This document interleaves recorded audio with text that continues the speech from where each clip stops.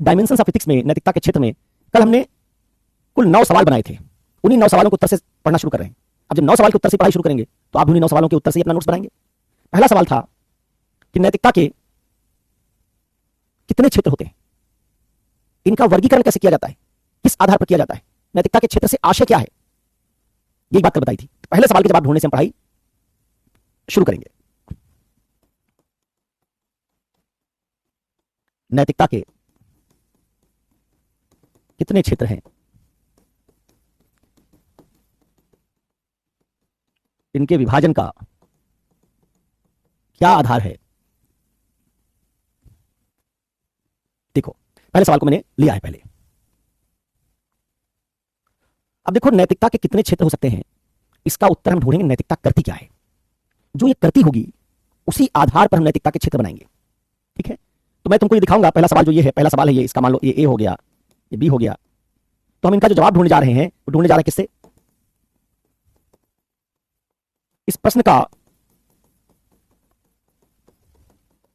उत्तर ढूंढने के लिए हमें देखना होगा कि नैतिकता क्या करती है।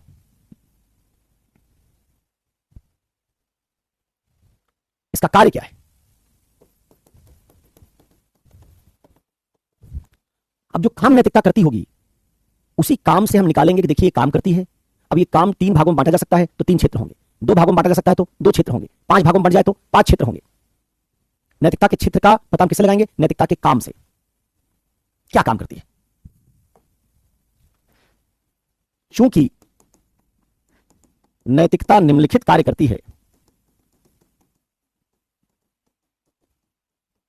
ये बिल्कुल वही बात है ना, जैसे मैथ्स में, फिजिक्स में आप अगर पता लगा लें फिजिक्स भौतिक दुनिया का अध्ययन करता है और आप कहते हैं भौतिक दुनिया में पिंड भी है, एनर्जी भी है, परमाणु भी है, तो हम कहेंगे तब 3 क्षेत्र में फिजिक्स बढ़ जाएगा। एक पिंडों वाला, बॉडीज वाला भौतिकी, जिस बॉडी पे लगने वाले बल गति के नियम ढूंढेगा।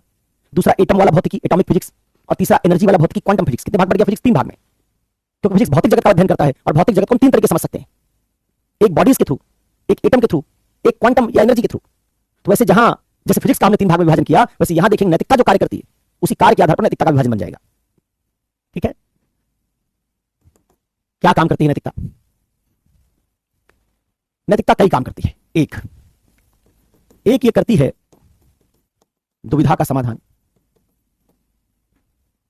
दूसरा ये करती है मानव का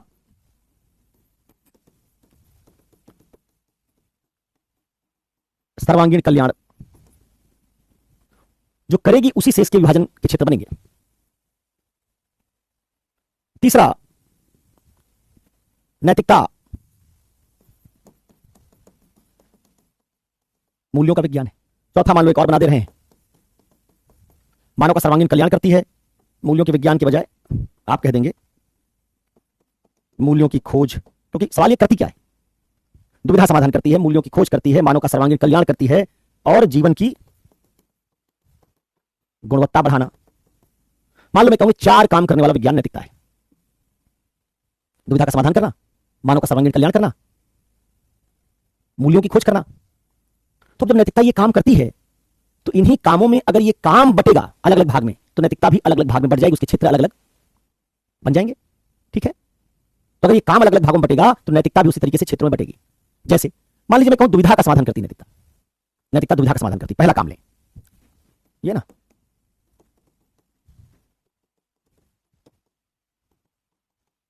पहला काम ले दुविधा का समाधान करती है। तो मैं अगर पहचान लूं दुविधाएं कितने तरह की हैं, इसमें से पहला क्या है? अब ये जो मैंने कहा कि नोट्स तुम जब बनाओगे, मैंने तो लिख दिया दुविधा, उसके साथ समाधान लिख दूंगा नीचे, फिर तीर लगा के तुमको बाएं साइड में लिखना है नैतिकता चूंकि पहला काम दुविधा समाधान का करती है, इसलिए जितने प्रकार की दुविधाएं होंगी नैतिकता भी उतने क्षेत्रों में विभाजित हो जाएगी। मैं इतना लिखूंगा नहीं, मैं तो लिखूंगा दुविधा समाधान करती है और नीचे लिखूंगा दुविधाएं 2 प्रकार की हो सकती हैं। दुविधाएं 2 प्रकार की हो सकती हैं, 2 वर्गों में बांटी जा सकती हैं। और यहां तीर लगा के दिखा दूंगा कैसी, ऐसी। एक, निजी जीवन, निजी संबंध बनाम निजी संबंध, निजी जीवन। कि टकराव की दुविधा। निजी बनाम निजी टकरा जाए। जैसे निजी क्या होती है? आस्थाएं निजी होती, खान पान निजी होता है। क्या कहते हैं? हम क्या खाएंगे हमारा निजी मामला है, हम किस भगवान को मानेंगे हमारा निजी मामला है। मान लो हिंदुओं मुसलमानों के बीच टकराव हो जाए, इसे निजी बनाम निजी को लेके। मुसलमान कहेंगे हम गाय खाएंगे, हिंदू कहेंगे हमारी आस्था में गाय पवित्र है। तो दो आस्थाएं टकरा गई, दो निजी बात टकरा गई।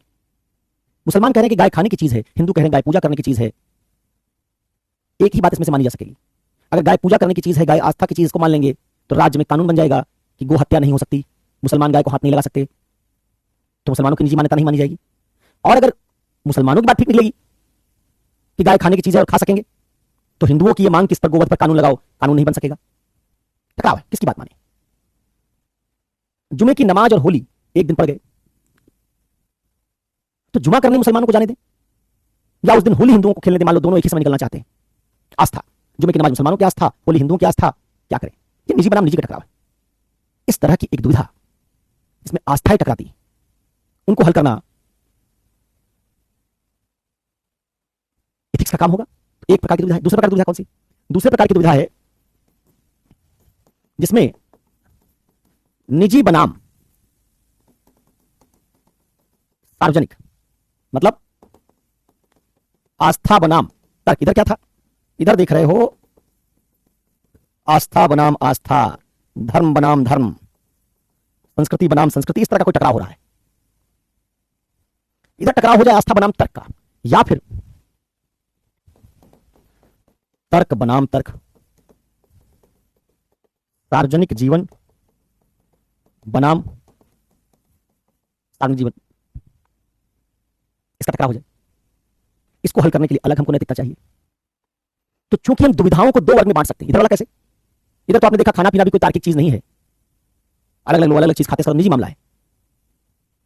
और आप किसको भगवान मानेंगे, किसको पवित्र मानेंगे, ये भी आस्था का मामला है, निजी मामला है। इसलिए इधर निजी बनाम निजी टकराया।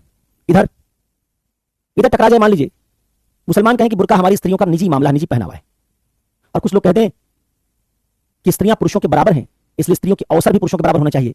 बुर्का पहनने से स्त्रियों के अवसर पुरुषों के बराबर नहीं होंगे, न सेना में जा पाएंगी, न पुलिस में जा पाएंगी, बहुत सारी नौकरियों से बाहर हो जाएंगी। तो समानता के नियम के साथ संगत नहीं है।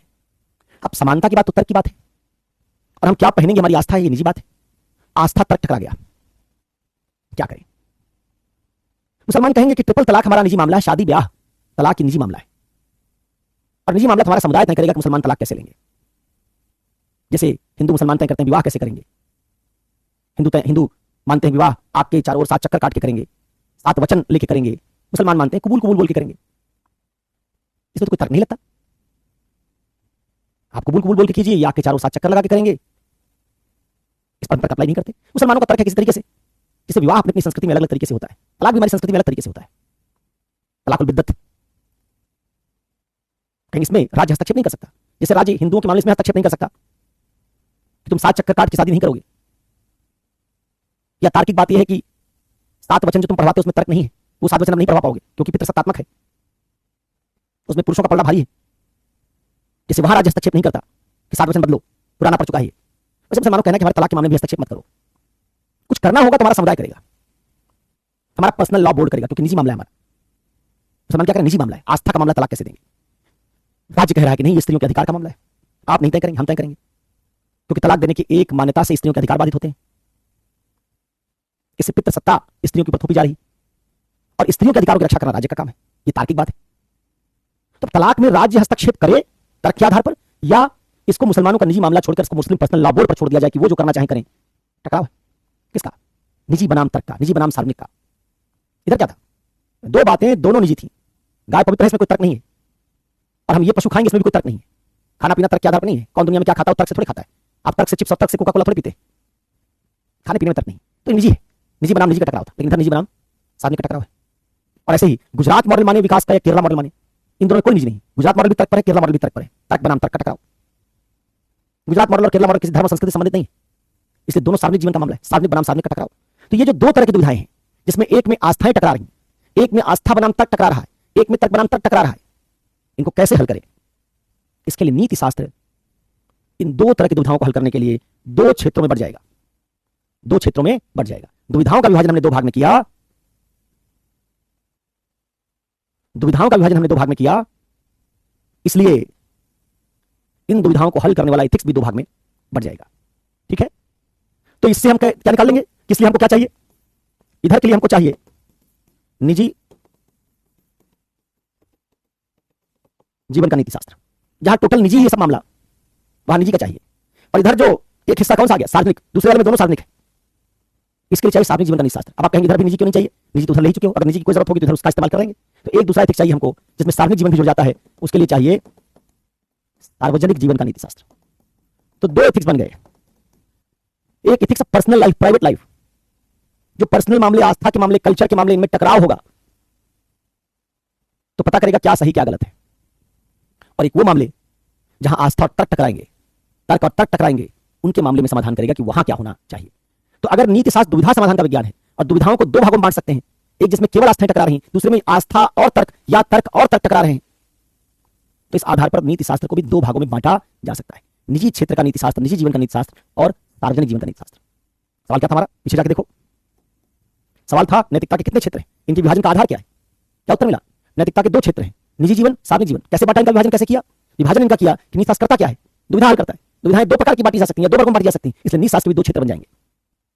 अब इसी दोनों सवालों का जवाब नीति शास्त्र के दूसरे काम से भी निकाल सकते हो। और दूसरा काम, नीति शास्त्र हमारे जीवन की गुणवत्ता बढ़ाता है। जीवन को जितने भागों में बांटोगे उतने भाग में नीति शास्त्र भी बढ़ जाएगा। मैं एक दो करके दिखा दे रहा हूं, सब तो चारों काम नहीं पढ़ाऊंगा, दो करके दिखा दे रहा हूं। एक मैंने दुविधा समाधान वाला काम ले लिया, एक जीवन की गुणवत्ता वाला ले रहा हूं। यही बाएं साइड में आपको भाषा में तब्दील करके लिखना है, क्योंकि मैं इसमें भाषा इस्तेमाल नहीं कर रहा हूं ज्यादा, मैं सिर्फ पॉइंट्स लिखता हूं बोर्ड पर, यही नोट्स बनाने का तरीका है।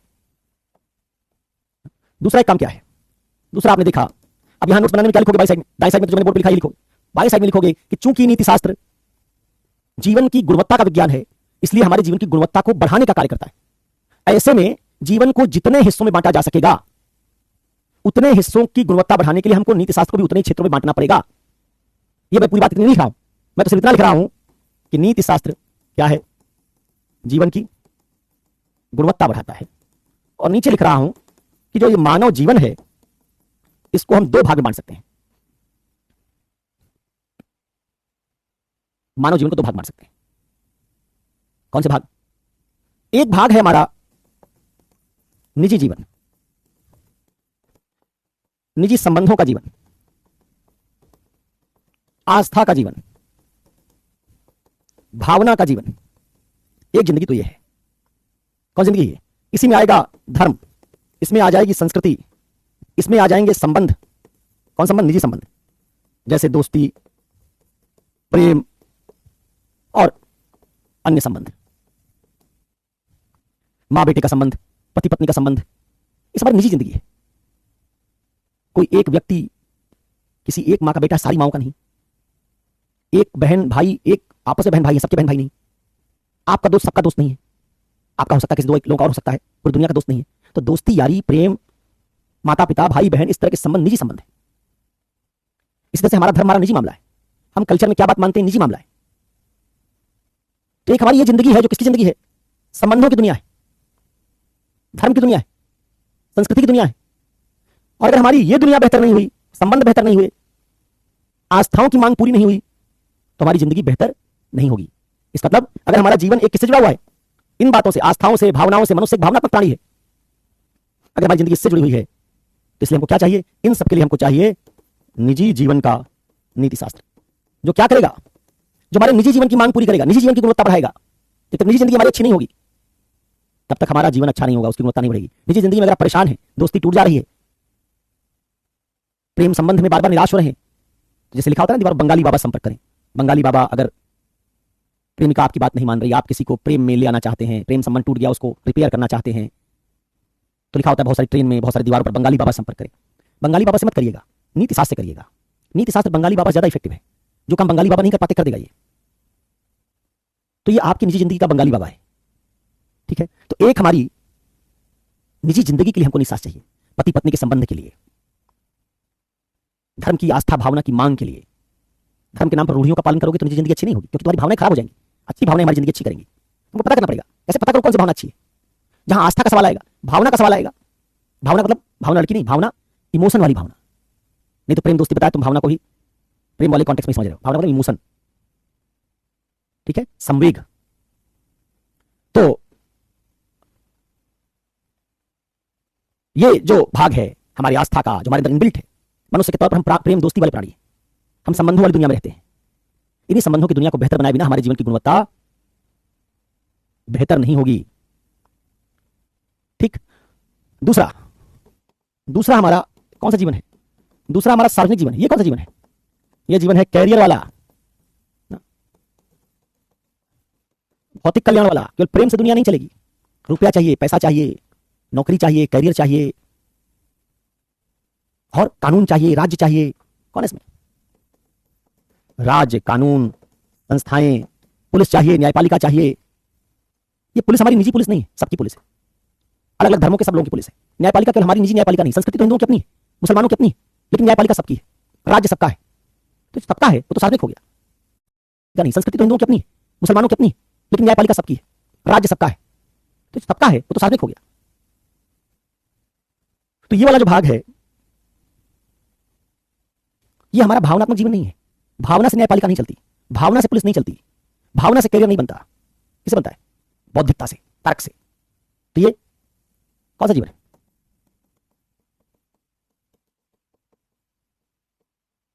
तो एक तरफ प्यार, दोस्ती, आस्था, संस्कृति, संबंध हैं, इनसे हमारी जिंदगी की गुणवत्ता जुड़ी हुई है। इनको बेहतर नहीं करोगे तो जिंदगी बेहतर नहीं होगी। ये लिखना होता है, मैं यहां बोल रहा हूं, जैसे बाएं साइड में तुमको अपनी कॉपी में ये मैंने लिख दिया, इसी के बेस पर लिखना होता है कि जब तक ये हमारी आस्था की मांग, भावनात्मक मांग, निजी संबंधों की बेहतरी नहीं होगी, तब तक मानव जीवन बेहतर नहीं होगा। इसलिए हमको इसकी बेहतरी के लिए निजी जीवन का नीति शास्त्र चाहिए। किसका नीति शास्त्र चाहिए? इसके लिए चाहिए निजी जीवन का नीति शास्त्र।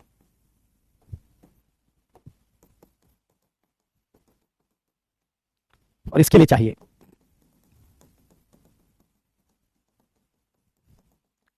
तो वो नीति शास्त्र जो हमारे कैरियर में सफलता की संभावना बढ़ाने के लिए आया है, जो हमारे संस्थाओं को बेहतर बनाने के, राज्य, कानून, पुलिस को बेहतर बनाने के लिए आया है, वो सार्वजनिक जीवन का नीति शास्त्र है।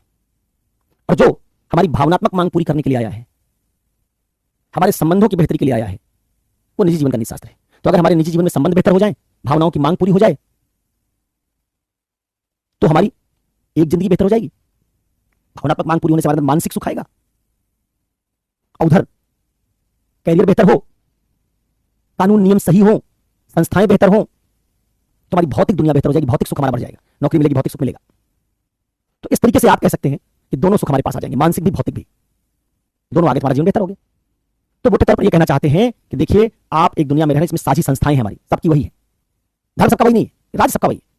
एक राज्य के भीतर की बात करें, हिंदुओं का राज्य वही, मुसलमानों का भी वही, ईसाइयों का भी वही, सिखों का भी वही, पारसियों का भी वही, राज्य सबका वही। लेकिन धर्म हिंदुओं का उसी राज्य में रहने के बावजूद मुसलमानों से अलग है। तो जहां अलगाव है, विविधता है, वो विविधता वाली नैतिकता निजी है। जहां एक रूपता है, एक कानून, एक राज्य, एक पुलिस, एक तरह की पढ़ाई से कैरियर, मतलब तार्किक पढ़ाई, एक ही स्कूली करिकुलम, हिंदू बच्चा पढ़ने जाएगा उसको भी फिजिक्स पढ़ाया जाएगा, मुसलमान पढ़ने जाएगा उसको भी फिजिक्स पढ़ाया जाएगा। जहां एक रूपता पर बल है, वो ये वाला है। इधर से विविधता आएगी, इधर से एक रूपता आएगी। इस आधार पर चूंकि नीति शास्त्र जीवन की गुणवत्ता का विज्ञान है और हमारे जीवन को दो भाग में बांट सकते हैं, एक संबंधों का जीवन, आस्थाओं का जीवन, संस्कृतियों का जीवन, इसलिए उसके लिए हमको एक अलग नीति शास्त्र चाहिए। क्योंकि ये सब संबंध, धर्म, संस्कृति, भावना पर टिके हुए हैं, इसलिए भावनात्मक मांग को पूरा करने के लिए भावना का नीति शास्त्र या निजी जीवन का नीति शास्त्र चाहिए। और दूसरा, हमारी जिंदगी है जो राज्य में चलती है, कानूनों के साथ चलती है, संस्थाओं से चलती है, स्कूल से चलती है, ये सब तर्क से चलते हैं, किसी एक संस्था, एक धर्म की भावना, एक व्यक्ति की भावना से नहीं। इनके लिए हमको दूसरा नीति शास्त्र चाहिए। इस आधार पर जीवन की गुणवत्ता को अगर हम आधार बनाएं तो भी नीति शास्त्र को दो भागों में बांटा जा सकता है, एक निजी जीवन, एक सार्वजनिक जीवन। तो पहले सवाल का मैंने आपको जवाब दे दिया।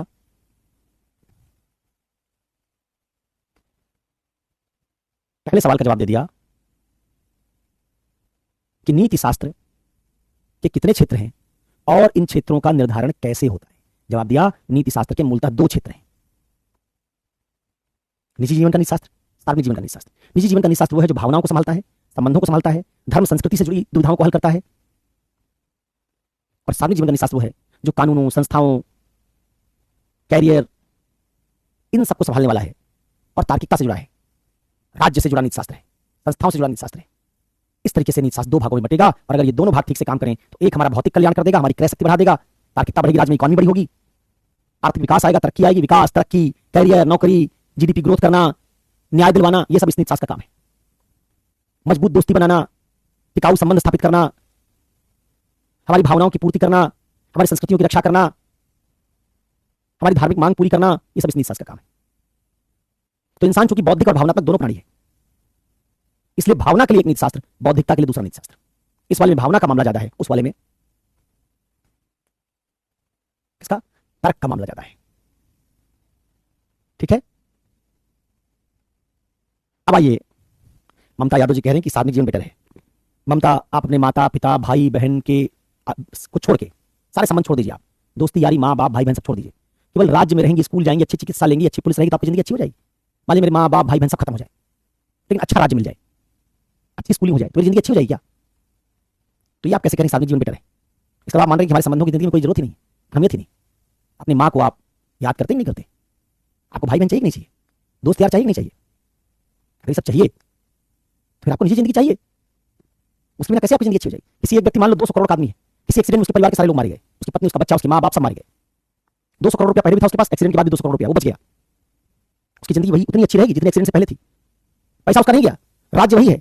एक्सीडेंट से पहले भी राज्य वही था, राज्य बाद में वही रहेगा। कानून व्यवस्था वही है, पुलिस वही है, पैसा उसका वही है, फैक्ट्री वही है, इंडस्ट्री वही है, सब रह गया। माँ बाप भाई बहन पति पत्नी पत्नी बच्चे सब खत्म,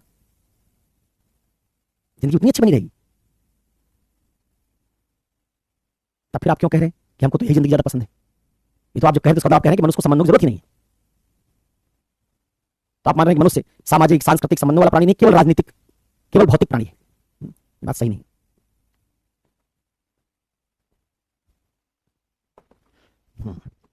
ना सिर्फ पैसा नहीं है, पढ़ाई भी हर चीज नहीं है। हमारे माँ बाप भाई बहन सब खत्म हो जाए, हमारे पढ़ने की रुचि खत्म हो जाएगी। तो बौद्धिक विकास भी अकेले हमारी सारी मांग पूरी थोड़ी करता है। नकुल कुमार भगत, तुम कभी कभी क्लास में आते हो, आते तो आजकल लगातार हो, लेकिन कभी कभी ऐसे प्रकट होके ऐसे ही कुछ चंपक किस्म का कोई सुझाव दे देते हो।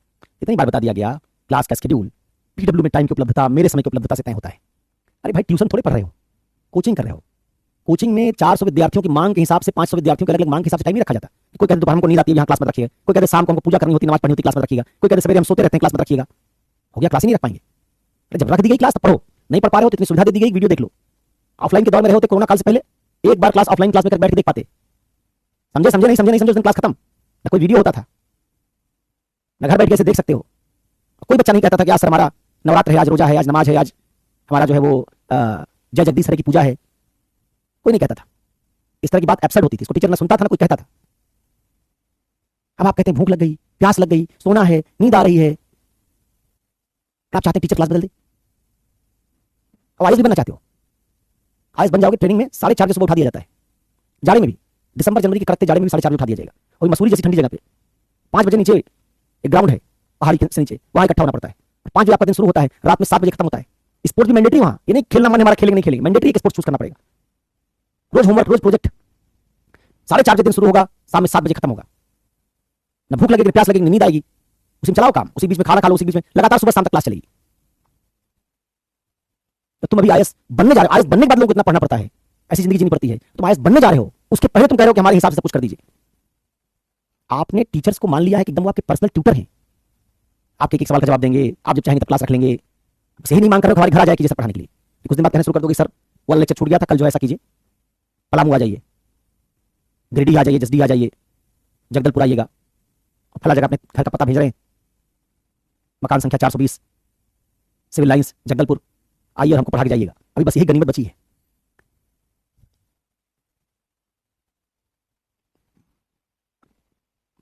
चलिए, टीचर को तो आपने बिल्कुल ऐसा प्राणी बना दिया जो आपकी फरमाइश पे, जैसे पहले ना फरमाइशी गाने का प्रोग्राम आता था ऑल इंडिया रेडियो पे, फरमाइश कीजिए वही गाना सुनिए, वैसे आप टीचर से फरमाइशी पढ़ाई चाहते हैं। हमारा इस समय मन नहीं लगता, उस समय पढ़ा दीजिए। ये बात एक बार अच्छी नहीं लगी, दोबारा सुनाइए। क्या रह गया यार, वही लेक्चर तुम्हारे पास है, तुम दोबारा सुन लो। अब आइए वापस आइए। तो अब नकुल कुमार भगत जी, आपसे करबद्ध हाथ जोड़कर विनम्र प्रार्थना है कि भाई मैं कोचिंग पढ़ाता हूं, ट्यूशन नहीं। बहुत विनम्र अनुरोध है आपसे। समय जो रखा गया है वो मेरी उपलब्धता और कोचिंग में मौजूद स्लॉट के हिसाब से रखा गया है, इसलिए उस पर आप कोई टीका टिप्पणी मत कीजिएगा, उसको पढ़ लिया कीजिए।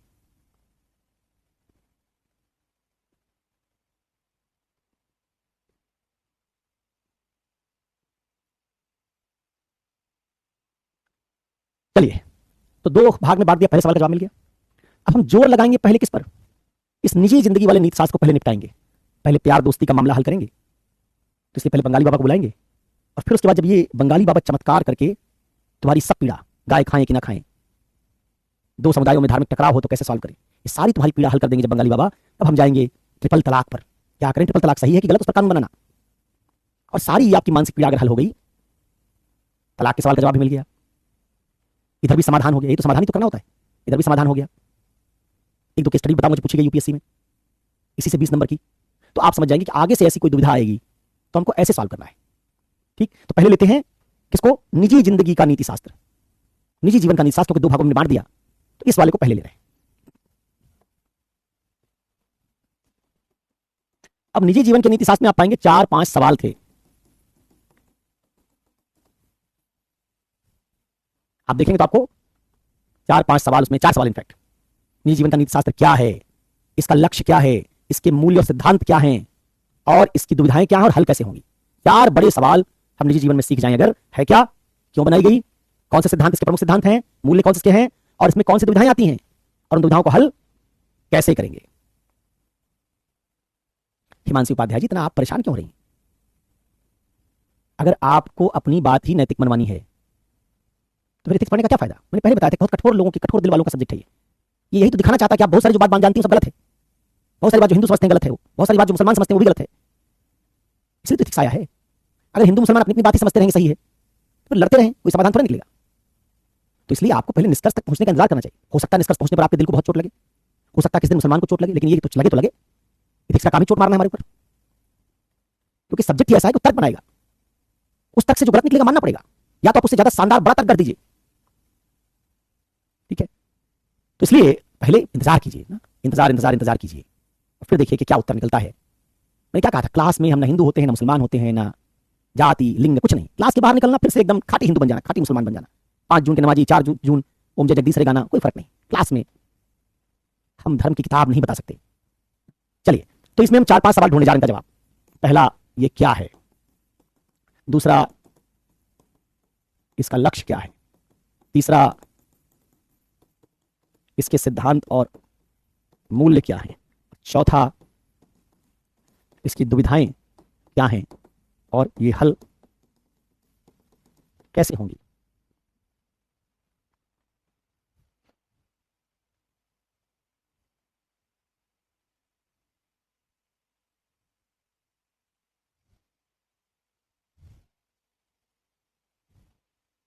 एक आपके साथी थे पंडित पांडे जी, हैं भाई पंडित पांडे जी, एक सवाल वो 2 दिन से पूछ रहे हैं, नाम तो सही रखा करो यार, सही नाम नहीं रखते हो, पापा कुमार नाम रख दिया, बताओ सही नाम अपना बताओ ना। बताओ, पापा कुमार को उनकी माँ भी बुला रही होंगी, पापा, उनके पापा भी पापा बुला रहे होंगे, वो भी पापा बुलाएंगे, पिताजी पापा बुलाएंगे, दोनों एक दूसरे पापा बुलाएंगे, नाम तो कुछ और होगा। पंडित पांडे, पंडित पांडे तो नाम नहीं होता है जल्दी, नाम सही रखा करो। ठीक है, पंडित पांडे जी, आपने सवाल पूछा था, अगर आप हैं तो, कि मनुष्य का सर्वांगीण विकास, सर्वांगीण कल्याण मनुष्य के सार से होता है, तो फिर मनुष्य तो स्वार्थी भी है, ईर्ष्यालु भी है, हिंसक भी है।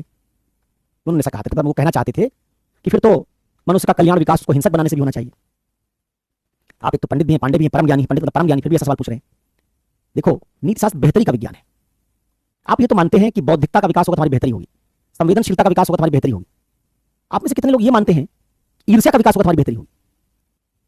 नीति शास्त्र आपके जीवन की गुणवत्ता, आपके चरित्र को खराब करने के लिए आया है या बेहतर करने के लिए? तो पहला जवाब आपको इससे मिल जाना चाहिए था कि ईर्ष्या, घृणा, क्रोध, हिंसा ये अच्छाइयां नहीं है। नीति शास्त्र अच्छाई की मात्रा बढ़ाना चाहता है, गुणवत्ता बढ़ाना चाहता है। ये कौन मानता है कि अगर हम हिंसक हो जाएंगे तुम्हारी जीवन गुणवत्ता बढ़ जाएगी, ईर्ष्यालु हो जाएंगे जीवन गुणवत्ता बढ़ जाएगी? नीति शास्त्र क्या बताता है? अच्छाई है, बुराई है, सद्गुण है, दुर्गुण है। इंसान में दुर्गुण भी है, दुर्गुणों को बनाना, जैसे चाकू धारदार भी होगा, चाकू कुंद भी होता है, चाकू में भी दोनों केस हो सकता था, धारदार भी होता है, चाकू कुंद भी होता है, ब्लंट। तो कहते हैं हमको उसके चाकू के कुंद होने का विकास करना है, क्योंकि चाकू तो कई बार ब्लंट भी हो जाता है। अरे भाई, ब्लंट होना, कुंद होना चाकू का दुर्गुण है। दुर्गुण का विकास करके चाकू थोड़ा अच्छा होगा, कल्याण करता होता बेहतरी, अच्छाई। ब्लंट चाकू कुछ काट ही नहीं पाएगा। वैसे हिंसक इंसान ना दुनिया अच्छी बना पाएगा, ना अपनी जिंदगी अच्छी बना पाएगा, तो उसका दुर्गुण है। ठीक है, कलम, कलम का सार होता है लिखना। कई कलम ऐसी होती है जिसकी स्याही खत्म हो गई, नहीं लिख पाती है, तो क्या आप ये कह देंगे सर कलम में तो नहीं लिखने का भी लक्षण होता है, उसका विकास किया जाए? ठीक है, तो पहला तो उत्तर आपका ये है कि इस तरह का अगर आप ढूंढेंगे तो कह देंगे बोतल का काम पानी रखना, लेकिन बोतल तो फूट भी जाती है।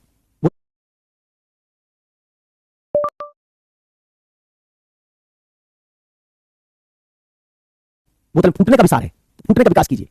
अरे यार, बोतल पानी रखने के लिए बनी, पानी रिसने के लिए बनी है। चाकू काटने के लिए बना है कि ना काटने के लिए बना है? नहीं काटेगा तो उसका दुर्गुण है। वैसे इंसान किस बात के लिए बना है?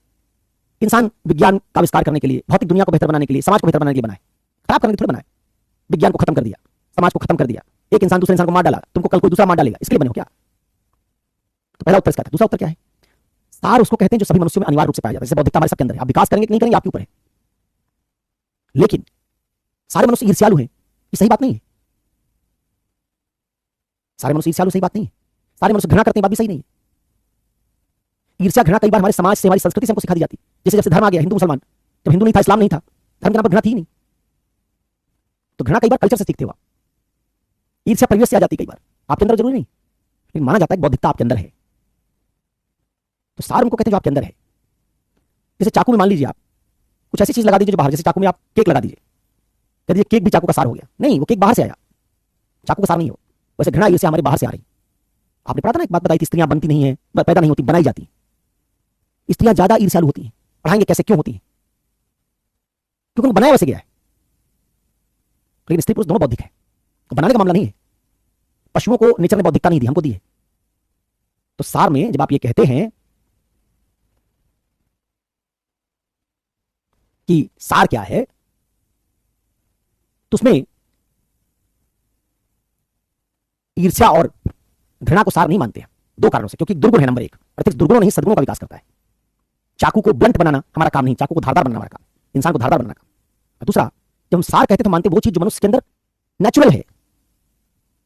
कुछ चीजें मनुष्य के अंदर नेचुरल नहीं है, वो जब समाज बनाते प्रतिस्पर्धा करवाते तब हिंसा उसमें आ जाती है। जैसे गांधी आपने पढ़ा, गांधी ने कहा कि पूंजीवाद बढ़ाओगे मनुष्य में हिंसा बढ़ जाएगी, पूंजीवाद खत्म कर दोगे हिंसा खत्म हो जाएगी। कार्ल मार्क्स कहता है कि अगर आप साम्यवाद में ले जाओ मनुष्य हिंसक नहीं रह जाएंगे। जब हमारे पास पैसा नहीं होगा, तुम्हारे पास है, हम बेरोजगार हैं, तुम चोरी कर लेंगे। हमारे पास पैसा रहेगा, तुम चोरी क्यों करेंगे? एक ऐसी दुनिया में सारे मनुष्य की जरूरत पूरी हो रही, कोई चोरी नहीं करेगा। तो चोरी हमारा सार नहीं है। चोरी उस सामाजिक परिवेश से आ रहा है, हमारी जरूरत पूरी नहीं हो रही। हाँ, कुछ लोग शौकिया भी करते होंगे, लेकिन बहुत सारे लोग तो चोरी इसलिए भी करते हैं क्योंकि उनकी जिंदगी में अभाव है। इसका हमारा पॉलिटिकल सिस्टम, इकोनॉमिक सिस्टम ऐसा नहीं है कि जो सबकी जरूरतें पूरी कर दे। ठीक है, तो पंडित पांडे, तुम्हारे सवाल का जवाब जो 2 दिन से तुम एकदम परेशान थे, उसका जवाब ये है। और नाम का जहां तक सवाल है, देखो नाम बहुत जरूरी चीज होती है, हमारा रियल नेम। अब मैं अपना नाम डोरेमान रख के पढ़ाता तुमको, लिखा था डोरेमान। तुमसे कोई पूछता तुमको इथिक्स कौन पढ़ाता, तुम कहते डोरेमान से पढ़ाते हैं। अपना नाम लिखते थे गट्टू बट्टू। मुझसे कोई पूछता कौन पढ़ाता है, तुम कहते गट्टू बट्टू पढ़ाते हैं। तो this is not my real identity. So at this stage where you are not doing something kiddish और चाइल्डिश, आप यूपीएससी फॉर्म में अपना नाम भरेंगे क्या, डोरेमान कुमार? तो जब तुम यूपीएससी की तैयारी कर रहे हो तो you should come with your real identity. क्योंकि बात हो सकता है तुमको कोई बताए नहीं आगे चल के इन पब्लिक लाइफ। जैसे मान लो मेरा नाम घर का हो सकता है, मेरा नाम मान लो घर का गट्टू बट्टू चिंटू मिंकी कुछ भी हो जाए, तो मैं जब यहां पढ़ाने आऊंगा तो मेरे घर का मामला नहीं, ये पब्लिक स्पेस है। पब्लिक स्पेस में वो नाम यूज करना पड़ेगा जो मेरा पब्लिक लाइफ का नाम है। मेरी मां मान लो मुझे लड्डू बुलाती रही हो, मेरे पिताजी बर्फी बुलाते रहे हो, कोई मुझे पेड़ा कहता रहा हो, तो थोड़ी कहूंगा पेड़ा हूं मैं, लड्डू हूं मैं, बर्फी हूं। I am not suppose to use my that particular name which is used in my personal space। किसी पति की पत्नी उसको जानू बुलाती है, जानू बेबी, तो मैं थोड़ी कहूंगा कि मैं बेबी हूं, जानू हूं। So this is something which is very personal. How your parents call you, how your wife calls you, how your girlfriend calls you is very personal thing. It has nothing to do with your personal public identity.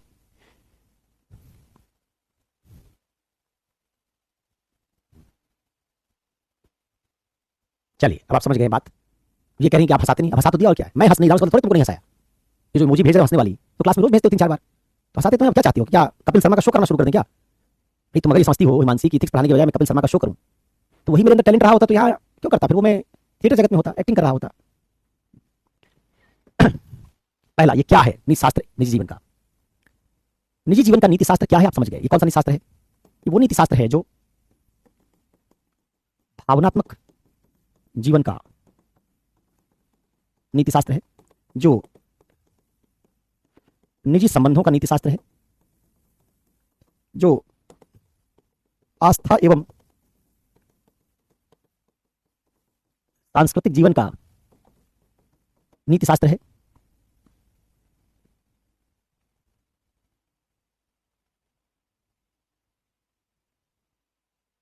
ठीक है। भावनात्मक जीवन का नीति शास्त्र है, निजी संबंधों का नीति शास्त्र है, आस्था एवं सांस्कृतिक जीवन का नीति शास्त्र है। तो निजी जीवन का नीति शास्त्र क्या है? वो नीति शास्त्र जो हमारी भावनाओं के लिए बनाया गया है, भावनात्मक प्रबंधन के लिए, इमोशनल मैनेजमेंट के लिए बनाया गया है। किस तरह की इमोशन तुम्हारे अंदर होने चाहिए, किस तरह के नहीं। जो नीति शास्त्र निजी संबंधों की मजबूती के लिए बनाया गया है, जो नीति शास्त्र आस्था और संस्कृति के संरक्षण के लिए बनाया गया है, ऐसे नीति शास्त्र को हम निजी जीवन का नीति शास्त्र कहते हैं। लक्ष्य क्या है? इसके लक्ष्य बहुत सारे, इसलिए अगले पेज पर लिखेंगे।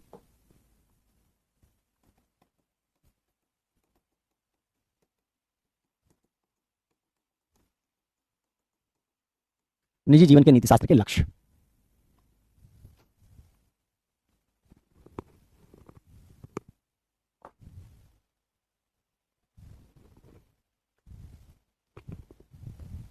चलिए, कभी मिले तो हंसाऊंगी, ऐसा बोलो जैसे गुदगुदी लगा दूंगी। हाँ? टिकलिंग कर दो, क्लास नहीं गए तो टिकलिंग करके हंसा दो। छोटे बच्चे करते हैं जैसे, वो अपने माँ बाप से खेलते हैं, माँ बाप उनको गुदगुदी लगा देते हैं, वो भी माँ बाप लगाते हैं। So it is something like that. निजी जीवन के नीति शास्त्र के लक्ष्य, इसका एक लक्ष्य है सांस्कृतिक, समझाऊंगा इसका मतलब क्या है, बहुलवाद की रक्षा। सांस्कृतिक बहुलवाद की रक्षा पहले लिख देता हूं, फिर उसके बाद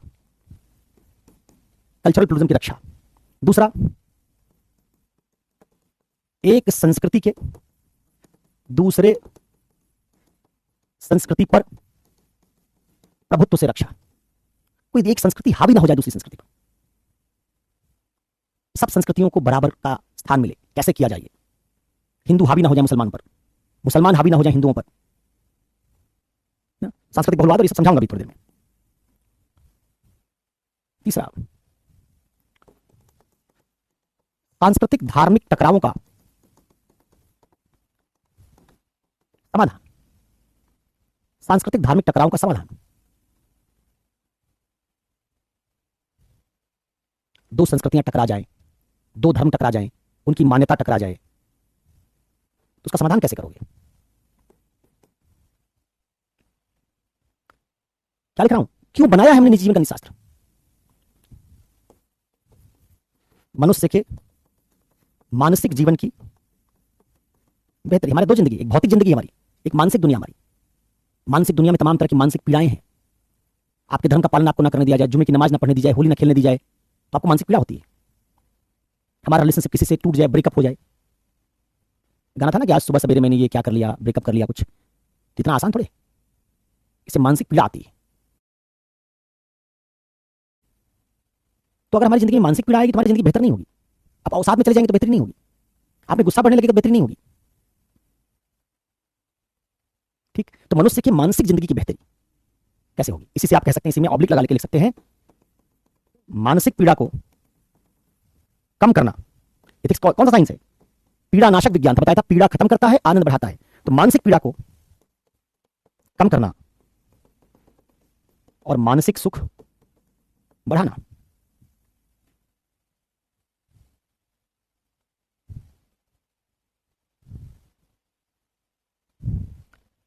क्यों आया नीति शास्त्र? कुछ लक्ष्य बता रहे हैं। पांचवा, सांस्कृतिक रूढ़ियों कुरीतियों की समझ बनाना। हमारी संस्कृति तो पूरी है, लेकिन उसी संस्कृति में रूढ़ियां भी हैं, उनकी समझ बनाना। How to know? एथिक्स का काम क्या है? उचित अनुचित बताना, अच्छा बुरा बताना। तो संस्कृति में अच्छी चीज भी, बुरी भी है, धर्म में अच्छी चीज भी, बुरी भी है। कौन सी चीज हमारी निजी धर्म में, हमारी निजी संस्कृति में बुरी है, कौन सी अच्छी है, इसकी समझ पैदा करना, जिससे हम अपनी संस्कृति को प्रोग्रेसिव बना सकें, कल्चरल रिफॉर्म कर सकें, धार्मिक सुधार कर सकें। ऐसा नहीं धर्म जो दे दिया गया हमको बस उसी को चिपक गए, उसी को पकड़ बैठ गए। उससे बदलाव की जरूरत भी पड़ सकती है। जब संविधान तर्क से बनता है, 3 साल लगा के बनाते हैं, उसमें सैकड़ों संशोधन हो गए, तो आप अगर कहते हैं कि हमारे धर्म की किताब में कोई संशोधन नहीं होगा, बात ठीक नहीं है। आपके पास धर्म का भी मूल्यांकन करने का वैसा ही तरीका होना चाहिए जैसा संविधान का करते हैं, क्योंकि सारी बातें धर्म की हर देश कालखंड में पूरी तरह ठीक नहीं बैठेंगी। तो कैसे पता करेंगे कि धर्म की कौन सी बात ठीक है, कौन सी नहीं, संस्कृति की कौन सी बात ठीक है, कौन सी नहीं? उसके लिए आपको चाहिए एक नीति शास्त्र। तो वो नीति शास्त्र जो कल्चरल प्लूरलिज्म को प्रोटेक्ट करता है, वो नीति शास्त्र जो संस्कृति की, एक संस्कृति की दूसरी संस्कृति पर प्रभुत्व से रोकता है, सांस्कृतिक तानाशाही को रोकता है, संस्कृतियों के भीतर लोकतंत्र बनाने की कोशिश करता है, वो नीति शास्त्र जो धार्मिक सांस्कृतिक टकराव का समाधान करता है, वो जो हमारे मानसिक सुख की मात्रा बढ़ाता है, वो जो सांस्कृतिक कुरीतियों रूढ़ियों से हमारा परिचय करवाता है, उसको निजी जीवन का नीति शास्त्र कहते हैं। तो इन लक्ष्यों के लिए एक नीति शास्त्र हमने बनाया है, निजी संबंधों का नीति शास्त्र, या फिर कह दे निजी जीवन का नीति शास्त्र। ठीक, अब आओ, बचपन में सारे बच्चे एक जैसे होते हैं भाई। बचपन का मतलब होता है जब अभी आप सांचे में नहीं गए। एक सांचा होता है समाज का, कल्चर का, धर्म का। वो सांचा जब हमारे ऊपर डाला जाता है, सॉफ्टवेयर हमारे अंदर डाला जाता है, तो हम बनते हैं फिर आगे चल के बहुत सारी पहचानों वाले व्यक्ति। धर्म, जाति, लिंग, संप्रदाय, क्षेत्रीयता सब हमारे अंदर जाता है। तो बचपन में सारे बच्चे एक जैसे होते हैं, सब टिंकू मिंकू ही होते हैं। बदलाव आपके अंदर होता है बड़े होने पे। बच्चे बच्चे होते हैं, उनमें एप्टीट्यूड अलग अलग होता है। कोई बच्चा खिलाड़ी बनने के लिए पैदा हुआ है, कोई गायक बनने के लिए पैदा हुआ है, कोई दार्शनिक वैज्ञानिक बनने के लिए पैदा हुआ है। एप्टीट्यूड अलग अलग होता है। लेकिन बचपन का मतलब है एक ही तरह की बात करीब करीब। हाँ, आपकी जीवन की दशाएं क्या रही वो अलग अलग हो सकता है। तो ऐसा मत करो कि पता चले कि मैं ऐसा कह दो कि मैं किसी एलियन ग्रह से आया हुआ प्राणी था। जैसे बाकी टीचर तुम्हारे, वैसे मैं भी हूँ। जैसे उनका बचपन रहा वैसे मेरा बचपन रहा होगा। हम सबकी आगे की यात्रा अलग अलग होती है। जब हम जिंदगी में आगे बढ़ते हैं बचपन के बाद, तो फिर समाज, परिवेश, धर्म, संस्कार, पढ़ाई लिखाई, तुम्हारी दोस्ती यारी, ये सब तय करती है तुम क्या बनोगे। तो जरा अब ये जो नैतिकता है निजी जीवन की, इस निजी जीवन की नैतिकता के संदर्भ में कौन से सिद्धांत काम करेंगे। और मैंने एक बात कही, सांस्कृतिक बहुलवाद, इसका क्या मतलब है। देखो, हम ये मानते हैं, इसी से हम यहां जाएंगे कि इसके सिद्धांत क्या हो। आपने सुना होगा कई बार विविधता में एकता। जैसे भारत एक देश है, हमको इसकी एकता अखंडता की रक्षा भी करनी है, ये भी आपके संविधान में लिखा है। लेकिन भारत में एक देश होने के बावजूद भाषा एक नहीं है, खान पान एक नहीं है, पहनावा एक नहीं है, रीत रिवाज एक नहीं है। तो क्या जैसे भारत एक देश है, क्या वैसे उसका रीत रिवाज भी एक कर दें, पहनावा भी एक कर दें, खान पान भी एक ही कर दें? क्या आप किसको अच्छा मानेंगे कि पूरे भारत में सारा खाना खत्म कर दें? डोसा, इडली, सांभर, उत्पम, आलू पराठा, पनीर की सब्जी सब गायब कर दें कि बाटी चोखा रहे, लिट्टी चोखा रहे? ऐसा ठीक होगा? पूरे भारत में बिहार का खाना थोप दिया जाए, जैसे देश एक खाना एक, या पूरे भारत में केवल डोसा ही खिलाया जाए, या पूरे भारत में सबको दाल चावल खिलाया जाए? क्या ठीक रहेगा? सारी मिठाइयां गायब कर दी जाए, कोई एक मिठाई, कोई एक खाना। अगर आप बहुत बड़े बिहार के भक्त होंगे तब भी आप कहेंगे नहीं तो ठीक नहीं है। ठीक है, बाटी चोखा हमको पसंद है, लेकिन डोसा भी रहना चाहिए। कभी कोई चाउमीन खाने का मन करता है, मैगी खाने का मन करता है। क्या चाहते हैं आप? एक रूपता नहीं विविधता। लेकिन क्या आप ये चाहते हैं कि बिहार के खाने में विविधता है, इसलिए बिहार को अलग देश बना दो, यूपी को अलग देश बना दो, कश्मीर को अलग देश बना दो, केरला को अलग देश बना दो, राजस्थान को अलग देश बना दो? नहीं, आप चाहते हैं देश एक ही रहे। लेकिन उस देश के भीतर एक ही खाना ना रहे, केवल बिहारी खाना, केवल राजस्थानी खाना, केवल दक्षिण भारतीय खाना, केवल पंजाबी खाना, एक खाना ना रहे। खाना तो सब रहे। इसका एक जगह आप मानते हैं कि एकता सही है, देश एक है, ये बात सही है, देश कई नहीं होने चाहिए। एक नहीं मतलब भारत में कई देश नहीं बनाए हम, लेकिन हम ये मानते हैं पहनावा अलग अलग होना चाहिए। कभी कुर्ता पहन लिए, कभी शर्ट पैंट पहन लिए, कभी टी शर्ट पहन लिए। आपका पहनावा थोड़ा टी शर्ट, तो पश्चिमी लोगों का है। जो शर्ट आप पहनते हैं, ट्राउजर्स पहनते हैं, आपका थोड़े पश्चिमी लोगों का है। क्या आप छोड़ना चाहते हैं क्या इसको कि हम सब लोग कुर्ता धोती पहनेंगे? नहीं, कुर्ता धोती पहनेंगे, पैंट शर्ट भी पहनेंगे, लुंगी पहनेंगे, कोट भी पहनेंगे। शादी ब्याह में कोट पहन लोगे। 2 ही बार उत्तर भारत के बच्चे लड़के सूट पहनते हैं। एक बार जब आईएएस का इंटरव्यू देने जाते हैं उस दिन पहन लेते हैं कई बार, और एक बार जब शादी होती तब पहनते हैं। तो आप ये तो नहीं चाहोगे कि शादी दिन टी शर्ट पहन के जाए? उस दिन तो आप चाहते हो कि वो शेरवानी पहने। लड़कियां चाहती हैं कि कोई ब्राइडल ड्रेस वो सिलवाएं, लहंगा बनवाएं। तो आप क्या ये लहंगा छोड़ना चाहते हो? कि आप चाहते हो नहीं सिर्फ एक ही ड्रेस हमारी रहे बस? तो जैसे आप मानते हो कि हमको ये खाना अच्छा लगता है, लेकिन इसका मतलब नहीं हम ये चाहते हैं कि यही खाना रहे पूरी दुनिया में, पूरे भारत में यही खाना रहे। एक कपड़ा हमको ज्यादा पसंद, लेकिन इसका मतलब नहीं हम चाहते हैं एक ही कपड़ा पूरे भारत में सबके लिए पहना दिया जाए। कल से एक कपड़ा बना दीजिए, एक रंग बना दीजिए, सब नीला शर्ट नीला पैंट पहन के टहल रहे हैं, पूरा भारत नीला नीला है। या भगवा समर्थकों से कहा जाए कल से यार इस देश को भगवा बनाना है, ऐसा करो अब तुम सारे रंग के कपड़े हटाओ अपने वार्डरोब से। भगवा कुर्ता, भगवा पैजामा, भगवा शर्ट, भगवा पैंट, केवल भगवा, भगवा बनियान, सब भगवा ही रहेगा। एक खाटी भगवाधारी आदमी भी कहेगा कि नहीं ये ठीक नहीं है। अरे भगवा रंग ठीक है, तो इतना भगवा मत कर दो।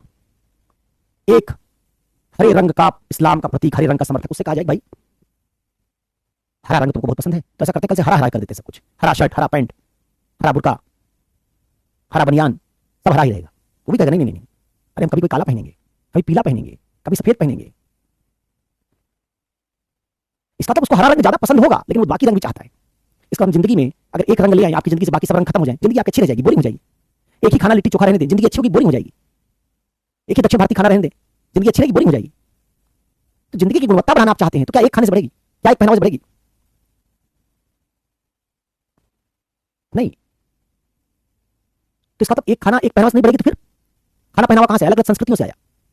मुगलई खाना इस्लाम से आया, जो केक पेस्ट्री खाते उसमें से कुछ पुर्तगीज कुछ फ्रेंच लोग देके गए, कुछ बेकरी इंग्लैंड ने दी, कुछ फ्रांस ने दी। जो ब्रेड खाते हो, मल्टीग्रेन ब्रेड, आटा ब्रेड, व्हाइट ब्रेड, तुम्हारी थोड़े इंडियंस की थोड़े। तंदूरी रोटी खाते हो, अफगान अफगान की साइड से आई। तो हम कल्चर से जब इतना सब कुछ पाए हैं, तो जब हमारे खाने पीने की थाली में हम कभी कभी दाल मखनी, कभी पनीर खाना चाहते हैं, तो पनीर तुम्हारा थोड़े है, सब कल्चरल मिक्सिंग से आया है। तुम्हारा मतलब बिहार यूपी का थोड़े है। तो तुम बिहार यूपी में पनीर तो खाना चाहते हो, लेकिन दूसरे कल्चर को चाहते हो ना। जब दूसरा कल्चर ही ना होता तो पनीर कहां से आ जाता? तुम सूट पहनना चाहते हो, ट्राउजर पहनना चाहते हो, टी शर्ट पहनना चाहते हो, लेकिन कहते हो दूसरा कल्चर नहीं ठीक है, तो दूसरा कल्चर नहीं आता तो पहनावा कहां से आता? इसका मतलब जब तक सांस्कृतिक बहुलवाद नहीं होगा, संस्कृतियों की विविधता नहीं होगी, डाइवर्सिटी ऑफ कल्चर नहीं होगा, तो तुम्हारी जिंदगी बेरंग, नीरस, बकवास हो जाएगी। केवल हरा झंडा और भगवा रंग का झंडा लिए टहलोगे, कुछ बचेगा नहीं जिंदगी में। तो आप जब ये कहते हैं कि ये हिंदू राष्ट्र है, ये इस्लामिक राष्ट्र है, तो जरा इस्लाम से सब कुछ बना के दिखाइए, फिर सब हिंदू से बना के दिखाइए भाई। मत लीजिए कुछ ब्रिटेन का, ना उनका साइंस लीजिए, ना उनका पहनावा लीजिए, ना उनका खान पान लीजिए, सब छोड़ दीजिए। फिर बनाइए भगवा राष्ट्र, बनाइए हिंदू राष्ट्र, बनाइए इस्लामिक राष्ट्र, सारा छोड़ दीजिए। सब दुनिया भर का ज्ञान विज्ञान दवाएं सब छोड़ दीजिए, खाइए यूनानी दवा केवल। तो आप दवा तो खाना चाहेंगे, अंग्रेजी इलाज करवाना चाहेंगे, सर्जरी करवा के, उनका तमाम खाना खाना चाहेंगे, उनके कपड़े पहनना चाहेंगे, लेकिन क्या उनकी संस्कृति बुरी? अरे उसी संस्कृति से बहुत सारी चीज तुम्हारे यहाँ आई है। तो कहते हैं बहुसंस्कृति, सांस्कृतिक बहुलता। संगीत, तुम्हारे संगीत में इतनी मिक्सिंग है, इतनी मिक्सिंग है, दुनिया भर के वाद्य यंत्र अलग अलग जगहों के प्रभाव से पैदा हुए। जितने तुम्हारे बॉलीवुड के गाने हैं, बहुत सारे तत्वों ने अपना समावेशन किया। भारत में घराने ढेर सारे, उत्तर भारत में ये पटियाला घराना है, बीकानेरी घराना है, बनारस का घराना है, मैहर का घराना है। इन घरानों ने इतने राग बनाए, उन्हीं रागों से बॉलीवुड के तमाम गाने बने। म्यूजिक में डाइवर्सिटी ना होती, एक ही तरह का गाना बनता, वही कौन सा, सीधे पॉइंट पे आओ ना। ऐसे ही सीधे अभिधा वाले गाने बन सकते थे। जो सूफी गाने आप सुनते हैं, जो आप कव्वाली सुनते हैं, गजल सुनते हैं जगजीत सिंह की, ये कहां से आई? डाइवर्सिटी। तो आप ढोंगी मत बनिए कि दूसरों का खाना खाएंगे, दूसरों का पहनेंगे, दूसरों का बजाएंगे, दूसरों का संगीत सुनेंगे, लेकिन कहेंगे कि हमको कल्चर केवल अपना चाहिए। तो उसी कल्चर से सब पैदा कर लेना चाहिए था भाई, नहीं कर पाओगे। इसलिए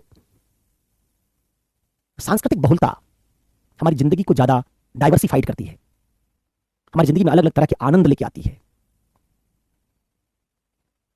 अब जरा देखो, जब ये अलग अलग तरह के आनंद लेके आती है तो क्या सही है, फिर क्या करें? मुझे बिहारी खाना ज्यादा पसंद है, ये बात ज्यादा ठीक है, या केवल बिहारी खाना ही होना चाहिए, ये बात ज्यादा ठीक है?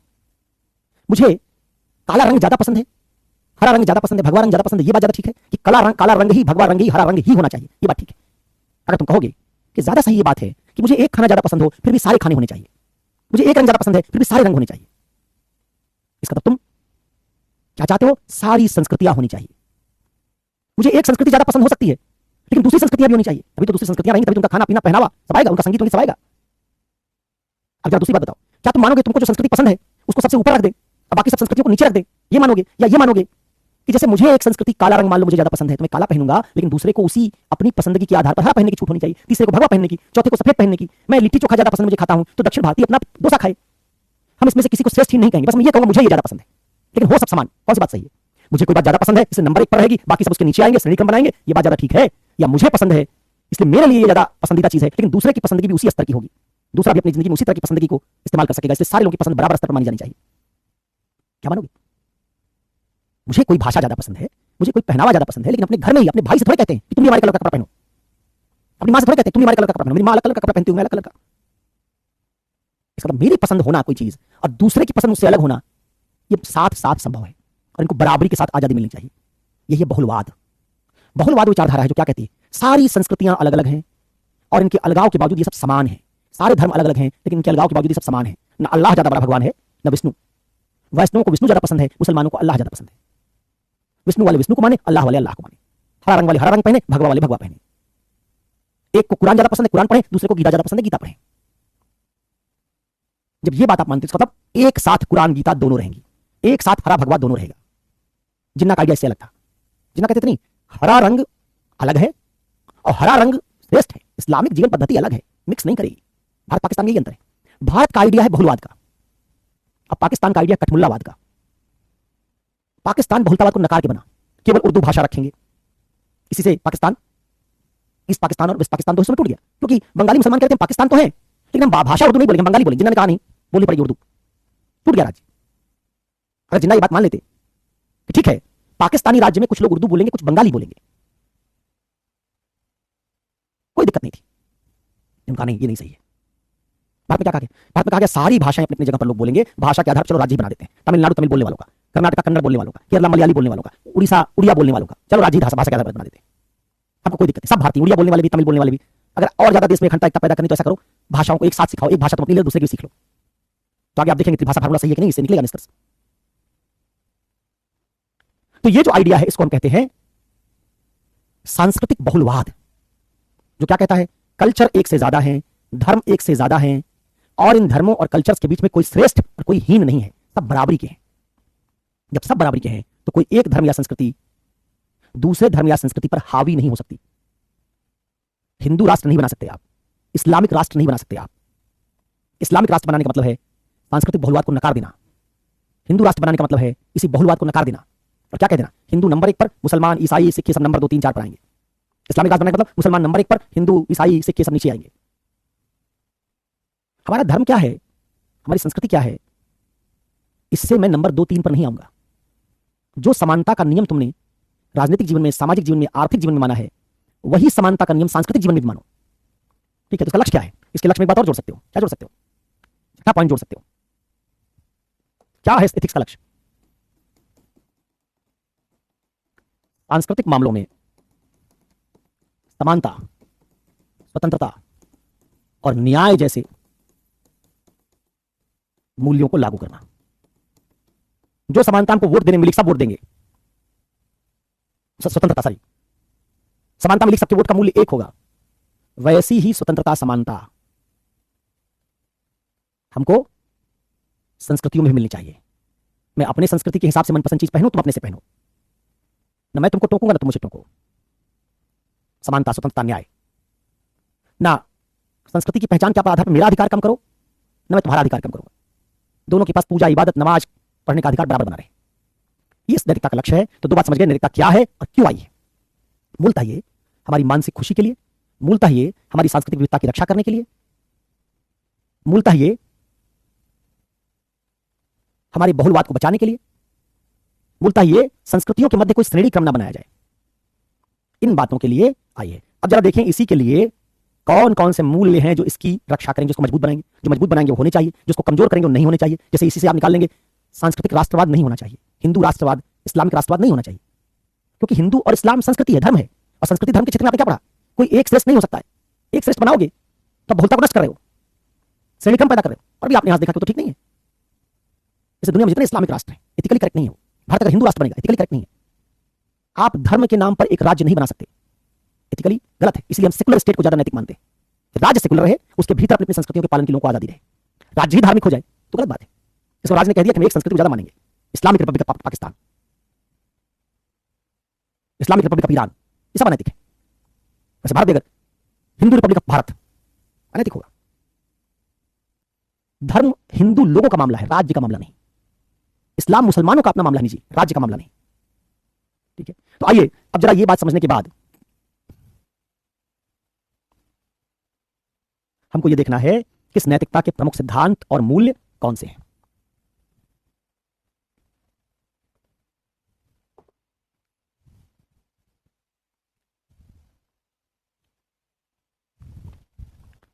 तीसरा सवाल हमारा क्या था? तीसरा सवाल,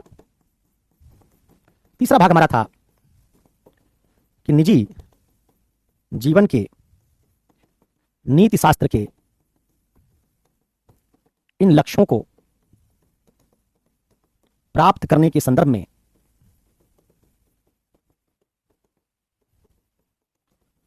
कौन से मूल्य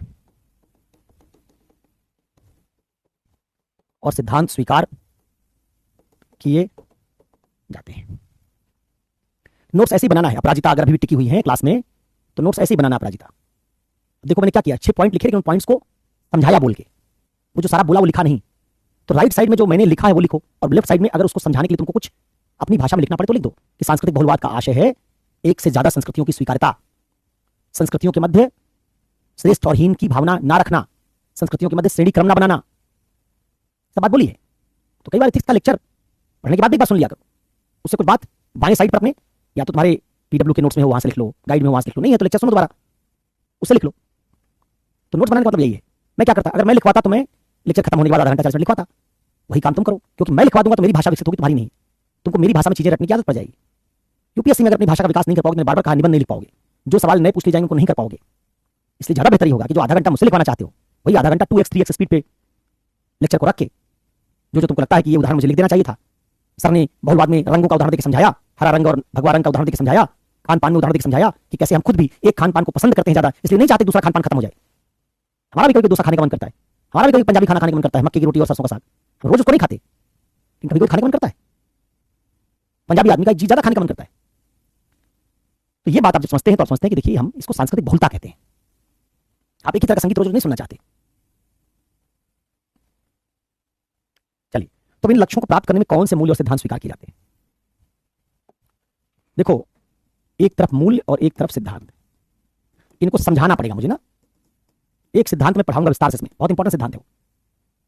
उससे केस स्टडी हल करोगे, उससे दुविधाएं हल करोगे, एक सिद्धांत में समझाऊंगा। मैं पहले सूची बना दे रहा हूं। जैसे एक सिद्धांत है, इसको हम कहते हैं बहुसंस्कृतिवाद, मल्टीकल्चरलिज्म। बड़ा टेक्निकल सिद्धांत है ये। इसी से आप समझ पाएंगे पर्सनल लॉ बनाम यूसीसी की डिबेट क्या है। पर्सनल लॉ के सपोर्ट में क्या तर्क है, यूसीसी के सपोर्ट में क्या तर्क है। एक सिद्धांत का नाम है बहुसंस्कृतिवाद, मल्टीकल्चर। ऐसे ही निजी जीवन के लिए एक सिद्धांत है हमारा सर्वधर्म, हालांकि सार्वजनिक जीवन में भी है लेकिन निजी जीवन में भी है, सर्वधर्म संभाव।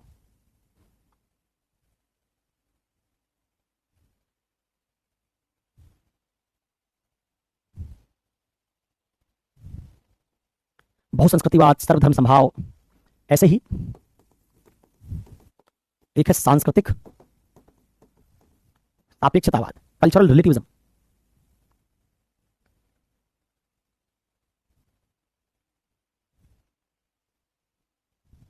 इसी से मिलता जुलता सिद्धांत है जिसको हम कहते हैं बहुलवाद, प्लूरलिज्म।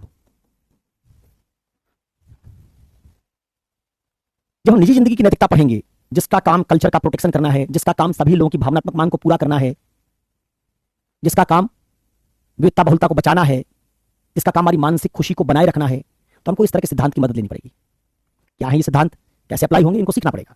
ठीक है, ऐसे मूल्यों में, जब मूल्य में आएंगे तो हम कहेंगे एक मूल्य है सहिष्णुता, टॉलरेंस। एक मूल्य है आत्मनिष्ठता, उधर बहुलवाद है, उधर बहुलता है। सब्जेक्टिविटी, टॉलरेंस, बहुलता, सापेक्षता या अनेकांत मत,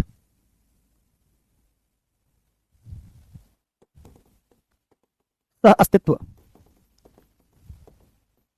समावेशन, समानता। ये कुछ मूल्य हैं जिनको हम निजी जिंदगी के एथिक्स पर लागू करेंगे। क्या मानेंगे? जितनी समानता का सिद्धांत पालन किया जाएगा निजी जीवन के निसास में, उतना बहुलतावाद बढ़ेगा। जितना समानता कम करोगे, जैसे इस्लामिक रिपब्लिक ऑफ ईरान में सब धर्मों के लिए समानता नहीं, इसलिए दूसरे धर्मों की संस्कृतियों की विविधता ईरान में नहीं जा पाएगी। जितनी कल्चरल डाइवर्सिटी भारत में होगी, ईरान उसका मुकाबला नहीं कर पाएगा, पाकिस्तान उसका मुकाबला नहीं कर पाएगा। क्योंकि हमारी कल्चर डाइवर्सिटी किससे आ रही? समानता के नियम से। पारसियों के, सिखों के तमाम खानों को हमने क्या किया? बिल्कुल बराबर का स्पेस दिया। तो आज पंजाबी खाना पूरे भारत का खाना बन गया है, राजस्थानी खाना पूरे भारत का खाना है, दक्षिण भारतीय खाना पूरे भारत में मिल रहा है। हमने फूड में, आप पाकिस्तान जाएंगे, भारत का ही हिस्सा है, भारत से 47 में आजाद हुआ, लेकिन उसकी फूड डाइवर्सिटी बहुत कम हो गई। आपको सुबह नाश्ते में वही कुलचे, छोले, पराठे, अंडा, चिकन ये मिलेगा, और कुछ अंग्रेजी चीजें जैसे ब्रेड, बटर ये मिल जाएगा। भारत में आपको, दक्षिण भारत में आप जाएंगे तो उत्पम भी मिलेगा, डोसा भी मिलेगा। भारत में लोग, उत्तर भारत में भी इडली मिलेगा, पोहा मिलेगा, बहुत सारे खाने आपको मिलेंगे। पाकिस्तान इसमें से 1/10 हिस्सा ही आपको मिलेगा, जबकि वो राज्य भारत ही है। लेकिन पाकिस्तान बनने के बाद समानता का नियम लागू नहीं हुआ, तो आप पाएंगे कि वो खान पान में विविधता काफी कम हो गई। अगर पाकिस्तान की सड़कों पर आप घूमेंगे, सारे पुरुष आपको सलवार और कुर्ता पहने दिखेंगे। उसको सलवार बोलते हैं वहां, वो जिसको आप पजामा बोलते हैं यहाँ, सारे पुरुष सलवार पहने हुए दिखेंगे। पूरे लाहौर घूम जाइए आप, पूरा कराची घूम जाइए आप, आपको परिधान की वैसी डाइवर्सिटी नहीं दिखेगी। जैसा पहनावा हिंदू लोग कराची में, लाहौर में पहले पहनते थे, पहनावा धीरे धीरे गायब होने लगा है। उनकी फिल्मों में पटकथाएं इतनी तरह की नहीं मिलेंगी जितनी स्क्रिप्ट भारत में मिलेंगी आपको। जितनी डाइवर्सिटी हमारे पास गाने की स्क्रिप्ट की है, उनके पास नहीं होगी। हाँ, कव्वाली में ज्यादा बेहतर है, सूफी गायन में ज्यादा बेहतर है, लेकिन बाकी डाइवर्सिटी, कर्नाटक शैली का जैसा राग हमारे पास है, एक भी नहीं उनके पास। तो उनका म्यूजिक अच्छा है लेकिन लिमिटेड है। तो ये समानता हम देखते हैं कैसे ये लागू होगी। तो ये जो मूल्य हैं, ये निजी जीवन के मूल्य हैं, और ये निजी जीवन की नैतिकता के सिद्धांत हैं। कौन सी है? ये हम कह रहे हैं जो निजी जीवन ऑब्लिक निजी संबंधों का क्या है, ये नीति शास्त्र, निजी जीवन या निजी संबंधों का नीति शास्त्र। अब मुझे अगली क्लास में जब आपसे मिलूंगा तो मैं आपको इनमें से कुछ सिद्धांतों की व्याख्या करके दिखाऊंगा, और उनसे आपको समझाऊंगा कि निजी जिंदगी के सिद्धांत क्या करना चाहते हैं, और फिर देखेंगे कि हमारे पास जो दुविधाएं हैं वो कौन सी हैं, और जितने मूल्य और सिद्धांत हमने पढ़े उनको अगर अप्लाई करते हैं, जैसे आपने नैतिकता के सार में उपयोगितावाद पढ़ा, स्वार्थवाद पढ़ा, सुखवाद पढ़ा, उससे आपने कहा कुछ दुविधाएं हल हो जाएंगी। वैसे निजी जिंदगी के दुविधाओं को क्या बहुसंस्कृतिवाद हल कर देगा? कर देगा। तो हम कहेंगे बहुसंस्कृतिवाद एक और नैतिकता है जो निजी जिंदगी की दुविधाओं को हल कर सकती है। सर्वधर्म संभाव सिद्धांत है जो निजी जिंदगी की दुविधाओं को हल कर सकता है। ये मूल्य हैं जो निजी जिंदगी की दुविधाओं को हल कर सकते हैं। हिंदुओं के लिए गाय पवित्र है, मुसलमानों के लिए खाने की चीजें, दोनों टकराएंगे। इन मूल्यों से हम देख लेंगे कि हिंदू इन मूल्यों के साथ संगत है, मुसलमान जो संगत होगा उसी की बात को मान लेंगे। तो ये अगली क्लास में सीखेंगे कि गाय को खाने दें कि ना खाने दें। इस पर अगली क्लास में बात करेंगे और इन सिद्धांतों को विस्तार से समझने की कोशिश करेंगे। आज यहीं तक। इससे आगे की बातचीत के लिए अगली कक्षा में फिर मुलाकात होगी। तब तक के लिए अल्लाह हाफिज, राम राम।